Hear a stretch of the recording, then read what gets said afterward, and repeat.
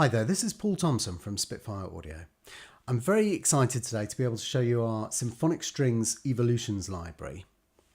This is an EvoGrid library, very much like our other EvoGrid concepts. I'm going to go into a little bit of detail about that and play you some example sounds from the library. But first of all, let's just have a quick listen and see how it sounds. I've just randomized with our traditional section, and this is how it sounds.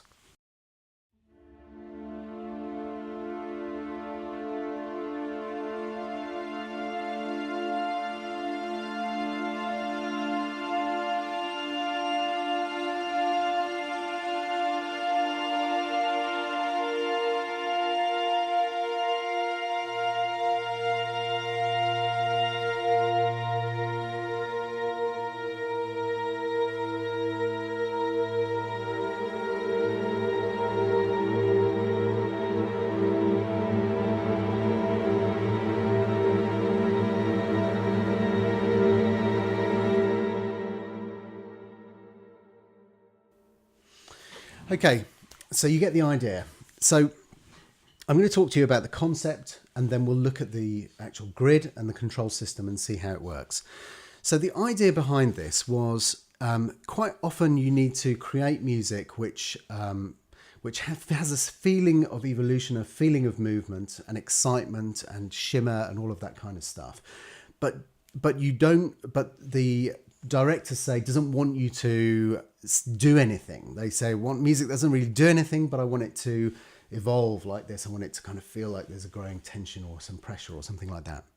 So these are evolutions which have been orchestrated by Ben Foskett, and then each of them have an individual concept, and then they're recorded over the entire keyboard in groups, cells, and recorded with a 60-piece string orchestra in the hall at Lyndhurst. So beautiful, massive, lush sound. And you get a really interesting texture developing. So these do sound quite different from our other EvoGrid products. So the EvoGrids are smaller string sections, and you can they sound a bit more gritty and a bit more in your face. This is a more widescreen and a kind of lush sound. But yet you still have those really interesting textures that develop when you have a group of players who are all following the instructions, but all timing things slightly differently. So I'm going to open up the individual evolutions folder, and you can see here how we go from what we call our kind of vanilla evolutions or traditional evolutions. And this is everything from, ponce to pulsing bows. And you can check out these, for example, if you want to hear that one. So that's number 8. Then I can simply hold down the command key and click any one of the number 8 pegs here. I've picked the whole range of the keyboard, and now I can just simply play and hear what that sounds like.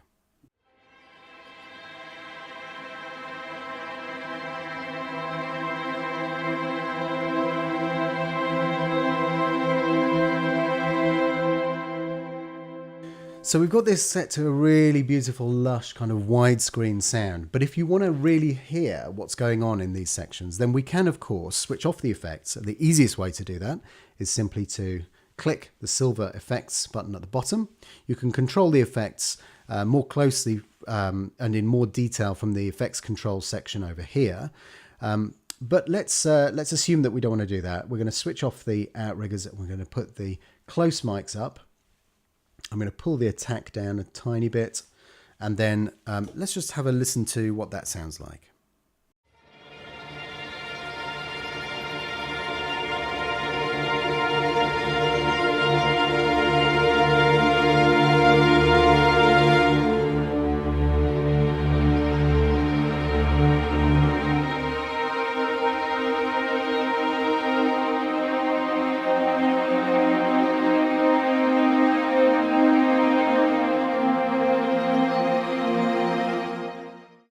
So you get the idea. What we've got here is we've got big string sections recorded in blocks. So you're always going to get a really wide, fat sound from this. So let's put our other mics back up. I'm going to put a little bit of the tree in. We've got our outriggers in. So we'll go for a really kind of standard, nice widescreen sound. And let's have a listen to some of the other stuff. So what about trem, shudders, pont? 27. Okay, let's pick these and let's have a listen.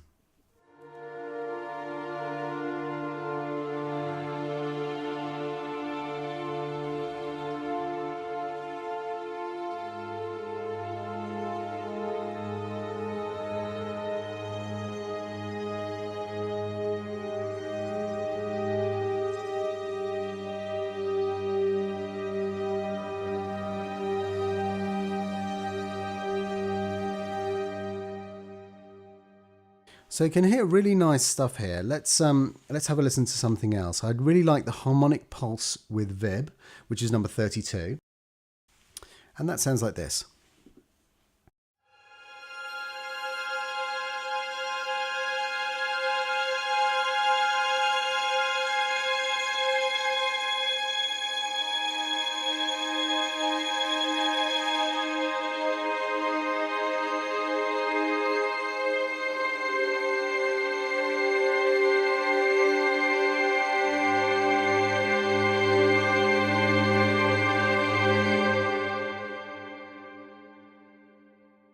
And then you've got all kinds of stuff in here. So we've got our traditional section. We've got our episodic section, which covers all of these kind of shuddering things happening episodically throughout the period of the note. And then we've got what we call our modestly extreme. So let's check out a modestly extreme patch and you'll get the idea. I like some of the pulsing, bending, pitching notes. So let's go for bends up, a little bit unusual. 41. So again, I'm going to select that, and so it's across the entire keyboard, and that sounds like this. I'm just going to hold down a couple of notes so you can hear what's going on.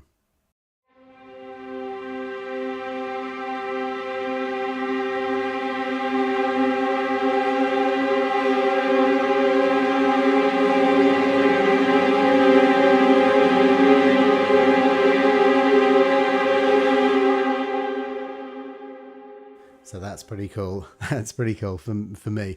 Let's have a listen to cross string sound. Tasto to phasing to shudders to pulsing down bow. So that's 48, and that sounds like this.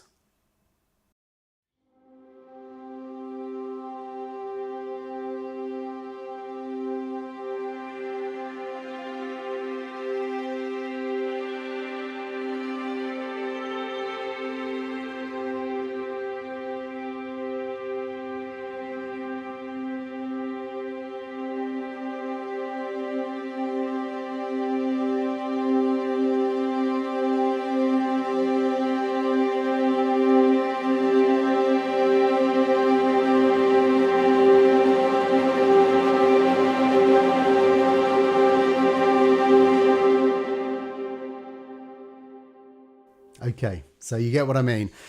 So some of these are really nice long evolutions. They really develop beautifully into interesting sounds. And this gives you an incredibly useful, massive string tool to add a huge amount of background interest to your compositions, or indeed to focus the foreground on this very, very slow but evolving texture. That you can then play around with and do all kinds of, use it with playing other instruments over it, or just make it the single sole focus. It draws you in and it arrests your attention, because it's quite an unusual technique to develop, to have a single note being held and then to develop the way that it's being played. So let's look at the actual interface as well in some more detail. So we've got our reverb section, our delay section, and tape saturation. We can turn that down to off, and that totally bypasses. You've got your ADSR here, and you've got the usual dynamics and expression controls, which can be controlled here. Now, this enables you to really shape the sounds as well. So let's have a quick look at that. So I'm going to randomize. We'll pick some random things using the dice icon here. And you'll see that we can randomize within certain restrictions, or we can literally select anything. So I'm going to select any, and we'll see what happens. You get a kind of color guide. If I just get the keyboard fully into view, you get a color guide to show you which sections you're using across which areas of the keyboard. So you'll notice that they're color coded within here. So the traditionals are yellow, then you've got the episodics are blue, and the modestly extremes are red. So I can see very quickly and easily where each section is going to be happening, where each style of Evo is going to happen. So now, if I take a look at this and just play a few things, and I can control the dynamics and the expression.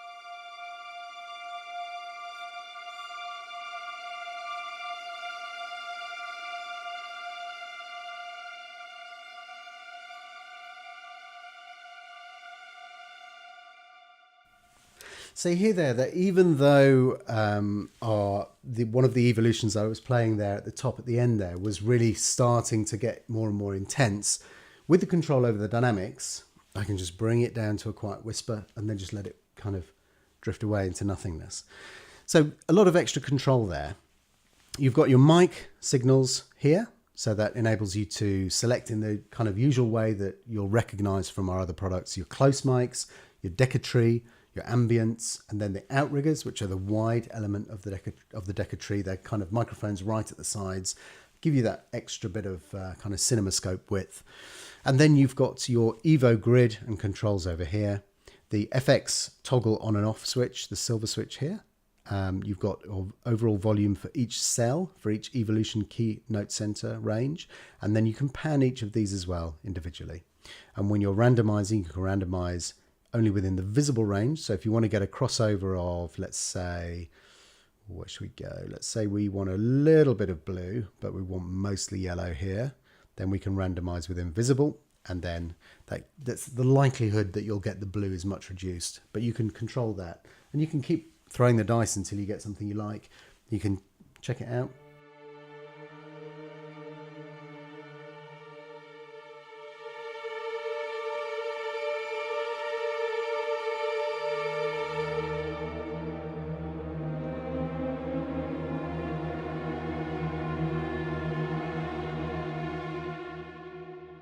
And then if you think, well, you know, where's this one? Okay, I can see E4 is flashing. That's what I'm triggering here. Don't really like that one. Let's try a few different ones.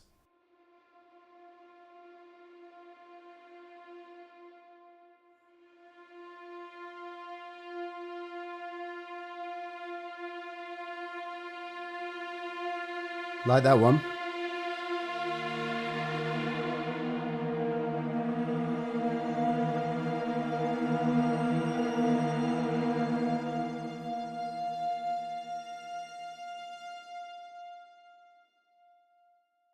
And then, as before, we can kind of really kind of drastically change our overall sound just to dial into.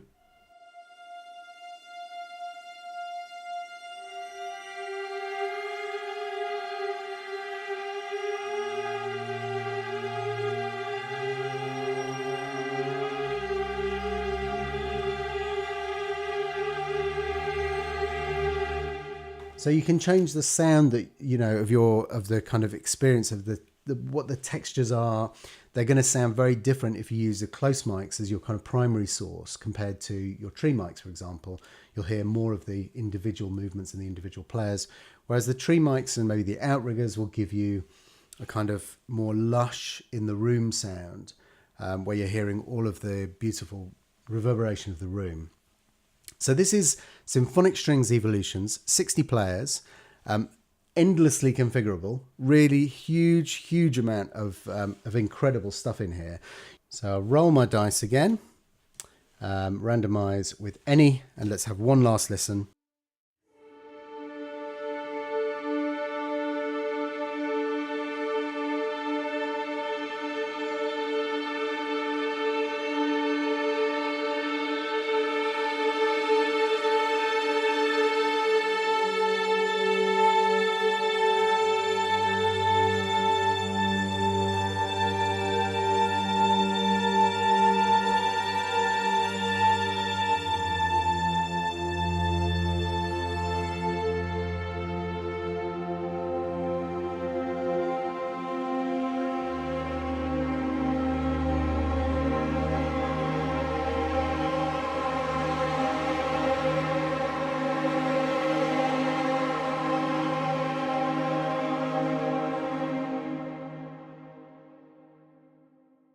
So there we have it. Symphonic Strings Evolutions, an incredibly creative tool, a lot of fun to use, and can really kind of bring lots of texture to your compositions. Hope you're going to enjoy using this library.